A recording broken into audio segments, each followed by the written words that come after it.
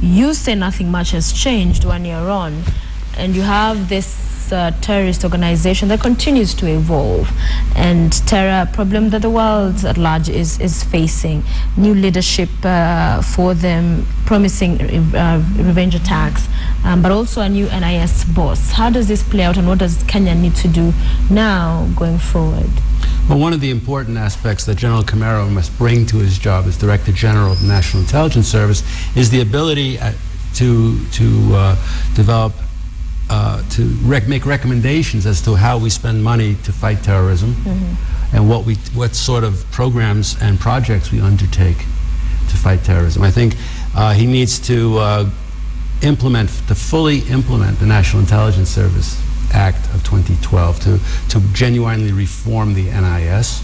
But very importantly, questions are always raised: how do these weapons get into the country?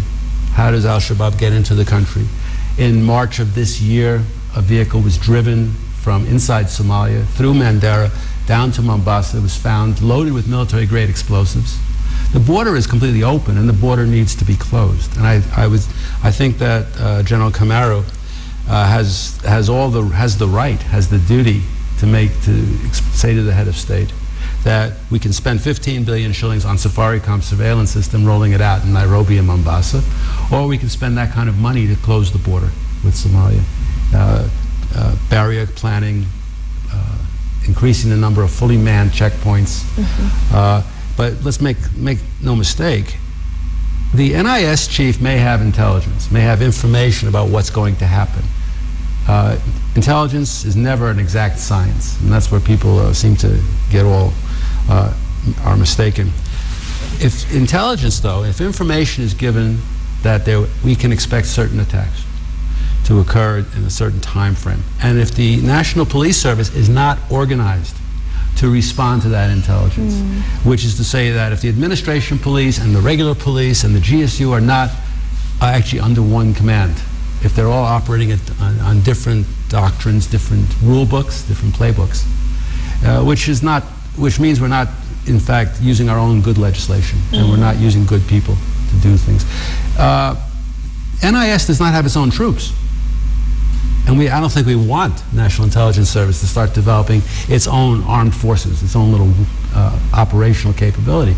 It shouldn't have to if we had a National Police Service in accordance with our own act. If we were to close the border control project with Somalia, a project like that is mainly a construction project. It involves the Kenya Defense Forces, it involves the administration police. And it's not rocket science. It can be accomplished in 12 months to 18 months. Yeah.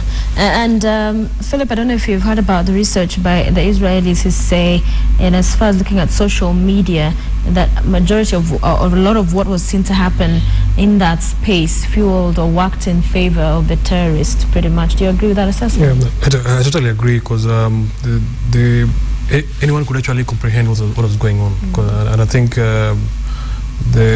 if I could mine that information, they could also mine that information. So I think it's about time Kenyans are also told what information to share out and what not to share out. Yeah, because even as you look at organizations like the security agencies, when you see the leadership recently, this tweet by the IG, Kimayon, banning political parties and changes to rallies. Do you sense there needs to be some form of social media training at that level? It's actually a lot. I think, to me, communication is very, very key in terms of the government. Because even of the changing face of the world, it's not just a press conference. There's a huge population that's online, and everything that's been said, they're going to run with that. I'll come back to you, Franklin. In as far as because it sounds grim what you're saying, painting the picture. It looks terrible, from the police, the disorganization. I don't know if you've watched the film on terror in the mall, and just some of what it brings out is that situation would have been handled by the initial officers. And you've alluded to you said this earlier. You said that they did not need all these agencies, all these other officers from other departments to come in. So what would be the first priority going forward in as far as ensuring Kenya is in a better placed position? Because I guess you cannot be fully, can you say you cannot be completely averse from terror attacks? Everybody is open to them. They could happen, but you can be very well prepared in as far as how that is mitigated and managed. Well, yes, that's true. There are terrorist attacks or acts of violence take place around the world. The problem is by not having an investigation, by not having an inquiry, by not knowing what the lessons are to be learned, we really have to make our way, feel our way almost in the darkness. And that's no way to run a government. You know, it is the government's job to provide security. That's what governments do. They provide external security, they provide internal security, they provide a court system that helps us arbitrate or deal with our differences without killing each other. And everything after that is fluff. It's nice to have things. But by having our laws that we don't obey, that is the National Police Service Act. This is not a joke. That's a new act passed by the 10th Parliament to bring administration police out of the Ministry of Home Affairs into internal security, to consolidate them, finally, after almost 50 years of independence. The Kenya Defense Forces Act will give us a modern armed forces, able to successfully defend the borders of Kenya and to strike out against our foreign enemies. The National Intelligence Service Act would give us if fully implemented, gives us the means of economic information gathering, political, in other words, a modern nation state's information gathering system or intelligence gathering systems. We're not implementing these laws. Lastly, the National Security Council Act of 2012, which establishes a secretariat, a function for policy making, which feeds off of military intelligence, which feeds off of academics, which co-ops people, which actually says, yes, this is the policy of the state based on all the best information, based on best practices. In the United States, for example, the spate of these horrendous massacres at schools, these school shootings, shopping mall shootings, the police who arrive on the scene now no longer call for backup and wait for SWAT teams. Their doctrine has evolved, so they open their cars and they pull out their vests and their helmets and they get their M16, their carbine, their military carbine, and they are required now to go into the school. Because what we saw at the Westgate Mall... It took 1 hour for the response that's first. 1 hour on a Saturday from Kahawa Barracks, from the GSU near Kahawa. It's not that bad. When you see them, the GSU showed up with their equipment. They were all properly equipped. You couldn't mistake them for terrorists. Terrorists don't wear helmets and flak jackets, especially flak jackets that say police on the back. I think that, however, what we don't know about is what happened to the police on duty inside the mall. Whenever you walk into Sarat Center or Yaya Center, outside of banks, outside of Safaricom offices, in places like Sarat Center, there are police with weapons. They may not have all sorts of ammunition, but what happened to these police who were inside the Westgate Mall? What also came out during the Westgate Mall was the absolute number of legally licensed firearms holders in that area. Whether it was a former Royal Marine with his 9mm sidearm, whether it was members of a gun club who reported for duty at the mall to return fire, whether it's so-called police reservists. In other words, there's a lot of weapons floating around, but we still have no Kenya Police Reserve. Philip, let me come to you, to the callers earlier. One of them saying, according to him, Moffat said, nothing had changed. You're not working with the Red Cross anymore, but as a Kenyan and watching events then as you were there, seeing them as they unfolded, 1 year on, another caller talked about a lot has changed. So you have two different people looking at things differently. What, in your estimate, have we made any progress? No. Quite frankly, no. I think as a country, we need to be prepared for disasters. To me, I'm looking at it, are Kenyans, in case of a disaster right now, are we able to conduct ourselves, to conduct first aid? Do we know what to do in case of a disaster? What is the exit strategy? I think that's still lacking. And I I still see when we have incidents in town, people still kneel around there. I think that's something we should be discouraged. And in terms of how do we help the government in terms of information gathering, I think that's still hasn't been worked on. And I think as a country we failed in that. Even as a government, actually, how is the government reaching out to Kenyans in terms of now gathering information? Because I think social media can actually play a critical role, not only to prevent, prepare, and also to respond. Okay. And that's something which I think has not been really fully implemented. Yeah, because also one of the things that James talked about is this huge problem deep-rooted in the police corruption, which perhaps has gotten the police largely to where they are today, and the bad rep they get, and yet he says it's pretty much also a reflection of who we are as a people, that when we talk about them being corrupt, they're not giving each other bribes. It is the Kenyans that are giving them bribes. So you said this earlier when talking about social media and what it is people will put out in that time, and not just bashing, but Kenyans in themselves, everybody has a responsibility, you say. How far does that responsibility go? Where is there a line you'd say that at this point is where I stop and the government starts, or is it a thin line? Because to me, I think if we all come together, we all galvanize together and say this is what you want us to do, I think it will actually force the government to actually step in. Rather than just waiting for the government to actually do something, I think it's time for us. We can start in, like, let's say Buruburu Estate. They all coming together and say, we'll actually watch out who is your neighbor. Because if I ask you right now, do you even know your neighbor? You won't even know your neighbor. I think that's why we should actually start first. Do you know what will they do? And right now, like in our estate, I stay in our estate, we have like an estate, like a Facebook page, people communicate. And to me, I'm looking at it, social media can be a way to actually now not only be intelligence gathering and a way of communicating, and people get to know each other more better and everything. Yeah. And also talk about some of the material we see shared and what your thoughts are in terms of ethics, some of these images. We'll talk about that shortly. But Hosea is online. Good morning. Good morning, madam. How are you? Good. Yes. Go ahead with your contribution. Yes, I'm very proud that you have time to hold this show in the morning. I want to believe that you are a very patriotic citizen of this country.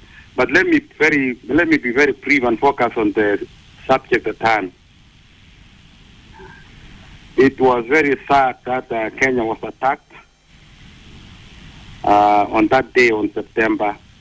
But you have raised pertinent questions that we all need to address as a nation. First of all, let me acknowledge that not much has changed as far as security in this country is concerned. And we can attribute this to normal sluggish approach on public issues by both the agencies and the government. There are certain things that we observed that on that particular time. One very sad issue, madam, is that it took the police and security agencies a very long time to respond to the crisis and get to the shopping mall. Secondly, we are asking ourselves, suppose these people were Israelis, suppose the victims were Israelis, and the Israeli forces were to respond, would that standoff last for 4 days? Why were the police told to leave the place where they had secured? They had gone up the second floor, and all of a sudden, the Kenyan Defense Forces drove to the scene of crime in armored vehicles. We were told that one officer was killed. We were not told who shot the man, and we are not told what his family, the families of the deceased, were told. Hosea, thank you. Yes. We get your point. They're talking about not much has changed since, and also many questions remain unanswered. Thank you so much for watching and sharing with us your thoughts. We also have Joseph on the line. Good morning, Joseph. Yes, good morning. How are you? Fine, thank you. My concern is the president promised to form a commission of inquiry. Let's go ahead. Do we still have Joseph? Yes. Yes, you're saying the president promised to form a commission of inquiry, yeah? About the Westgate. Mm-hmm. It has not been formed till now. Another concern is this issue about the vetting exercise for senior police officers was a mere public relations exercise because most of them just passed through without any questions, any major issues being raised. This touches on corruption in this country, and therefore, if we do not do a proper vetting process to get rid of the bad apples in the police force, so as to reduce corruption, we shall also in the immigration department, we shall have more terrorists coming, paying their way through to the country. And also promises made by the president for a commission of inquiry must be fulfilled for us to see a genuine concern. Okay, Joseph, thank you for calling. And Jose as well, talking about not much has changed. Another viewer talking about that. I'll come back to you, Franklin, and let's talk about the Cabinet Secretary a bit, Interior, because he is the person during this 4-day period that got to, speak to the press. He was the spokesperson, pretty much. We also got to hear from the State House spokesperson, but some of the things he said, he actually had to apologize. I remember him talking about the number of people that were, dead? And there's a word he used that really got some outrage, especially on social media. At that particular time, should there have been a security expert, somebody with understanding and having a security background who is able then to put these things together without giving out too much, because you could sense they don't want to give out too much, but also what they're giving is rather confusing. So was there needed to have somebody with security background and understanding, and also the kind of language to use, because he seemed lost? Well, I think the Cabinet Secretary was operating off the same media images and the same social networking images that everybody else was getting. Mm-hmm. And as I said earlier this morning, if you have nothing to say based on fact, say nothing. The reality is we're not helping the Cabinet Secretary for Internal Security. No one's coming up and saying, look, you have the police. Essentially, you have Kenya Forest Service, you have Kenya Wildlife Service, you have all these aircraft in your ministry, you have immigration, you have everything in internal security that is in a modern nation state would allow us to get some control over our population, over guns, over people. We know who's coming and going. And yeah, we keep focusing on the fact that he was from Utali College, or he's a hotelier. And rather than saying, look, you've got all these assets, instead, when the Inspector General of Police is now being given command of the uniformed services, we don't say, wait a second, why is the CS in internal security not being the interior not in command, essentially? Now, the National Command Authority in this country is civilian. In every country, the best practice is that civilians will, in fact, run the security services. But more importantly, to your question, is a security expert on the scene at Westgate on Saturday afternoon would have had nothing worthwhile to say. Or at least with a background, not really an expert to analyze the situation as it was unfolding, but to be able to know what to say, not to say, and an understanding of this kind of a situation and what it would mean. Look, Sophia, I think some of those real questions have to do with coordination. Okay. For example, the police can close down most of Nairobi when VIP motorcades are passing through our highways and streets. Was the entire area around Westgate shut down for vehicular traffic? Was Waiaki Way closed? Chiromo shut down on that Saturday afternoon to allow the Red Cross to get their ambulances in and out, to get emergency services? These are serious questions where you can close down roundabouts for University of Nairobi graduations. Okay, our time is up, but Philip, finally from you, what I said earlier about some of the images we get to see with this incident. Remember, one of the Daily had this picture, a lot of outrage. So with people sometimes just trying to put out a picture on social media to get everyone to understand perhaps the gravity of an issue, but at the same time there are questions of ethics and also those perhaps with their loved one that's been put out on social media. I think, Sophia, I think as a country we lack ethics when it comes to social media, and I think a bulk of Kenyans need to be told that what you post out there may actually give trauma to somebody else. During the Westgate, there are a lot of photos which are circulating. I was in the mix of things. I had photos of all the graphic photos, but I never shared any. Because to me, to the Kenyans and the other people, they were numbers. To me, they were bodies. So I was imagining this is somebody's mother, this is somebody's son, this is somebody's daughter. How do you share that information out? So the question which I'll ask Kenyans, when you post a photo of a dead person, a graphic photo on social media, how would you feel if that's your mom? How do you feel that's your dad? There's somebody there who is at pain seeing. How do you feel if you see people poking, making funny jokes about you? So to me, I think when such a scenario happens, people should not post such photos.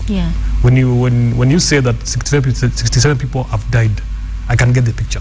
Don't add a photo to it. So to me, I think I blame, that was one of the big drawbacks when sharing those graphic images. I'll give you an example. During the 9/11, did you see any graphic photos? There was none. Because guys there, they know about the ethics, but us guys, we expose our country. And I think it's more like guys scramble more to get popularity by who's going to post. To get more people following them likes. and watching. I think that's very wrong. That's wrong. In less than a minute for each of you, 1 year on, what for you going forward? We've seen largely it's not been anything much in terms of progress or getting us to the next level. What for you would you, as a Kenyan, want to be the first priority in the president, the government, the various stakeholders, and even Kenyans going forward to ensure Kenya is a safer place? Okay, to me, I think first I'll start home. We need to know who your neighbor is, get to know, learn more about first aid, to be disaster prepared. And as a country, I think the president, the government as a whole, they need to have modalities in place to actually not only educate Kenyans in terms of disasters, what to do, how to respond. I think that's totally right. Nyumba Kumi, you think it should be taken seriously? It should be taken seriously. Okay. Franklin, finally. I think what I want to see an investigation. I want to see a commission of inquiry with a variety of stakeholders, perhaps outsiders. When I say outsiders, people who are not from the security forces, to actually look at the security architecture in this country, what's going right, what's not going right, what's going wrong, to actually get one fairly accurate narrative about what happened at Westgate, how it happened, and then forget about a blame game and trying to recover 365 days and saying this person should be sacked now. There may be people to be sacked because of what they did or did not do prior to Westgate and other terrorist attacks that have been taking place consistently in the last year. Consistently. And I think also the media, if the media does not call for this commission of inquiry to actually meet, to sit, to actually come up with a proper report, similar to what came out after the 9/11 terrorist attacks in New York, which exposed, and Washington, D.C., which exposed incredible maladministration and administrative But are you confusion. confident that will ever happen, that will ever actually get all the answers? I am not confident that the media will call for this. I am not confident that civil society will actually get on the bandwagon and call for it.